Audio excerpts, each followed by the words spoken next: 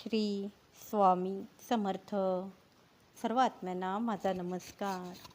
एकदा आपल्या आईची कृपा आपल्यावर झाली ना, मग बघा आपलं आयुष्य कसं क्षणार्धात बदलून जातं. मला इतकंच म्हणायचं आहे, आपण आपलं आयुष्य एकदाच जगतो, ते म्हणजे मनुष्य जन्मात.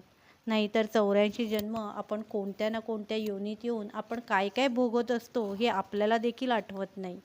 म्हणूनच जो मनुष्यजन्म आपल्या भाग्यात आला आहे त्याला जगून घेणं खूप गरजेचं आहे. सगळ्यांवर प्रेम करा, सगळ्यांसोबत सुखाने समाधानाने आयुष्य व्यतीत करणं म्हणजेच आयुष्य जगणं. रुसवे फुगवे काहीच कामाचे नाही व त्याचा आपल्याला कणभरसुद्धा फायदा होणार नाही. म्हणूनच आपलं आयुष्य हसत आनंदात सुखात मजेत घालवणं गरजेचं आहे.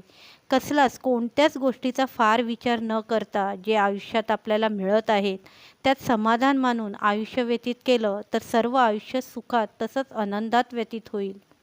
आपण तसंच इतरांना देखील हे समजून सांगून आपल्याला जितकं जमेल तितकं संतुष्ट राहून प्रत्येक क्षण व्यतीत केला तर आयुष्याचं सोनं व्हायला वेळ लागणार नाही. कित्येक जण स्वतः पण विचार करत बसतात, काळजी करत बसतात. ह्यामुळे होतं काय की त्यांच्या आजूबाजूचा परिसर देखील त्याच ऊर्जेला प्रभावित करतो आणि सगळं वातावरण नकारात्मक होतं. म्हणूनच स्वतः देखील आणि इतरांना देखील सकारात्मक ऊर्जा आकर्षित करून घ्यायचा प्रयत्न केला पाहिजे. म्हणजे सगळीकडे सुखमय वातावरण प्रज्वलित होईल. हो, मनुष्यजन्म खूप मस्त आणि फार छान आहे. मनुष्यजन्माला ज्यांनी समजून घेतलं तर त्याची लॉटरीच निघाली असं समजणं योग्य ठरेल.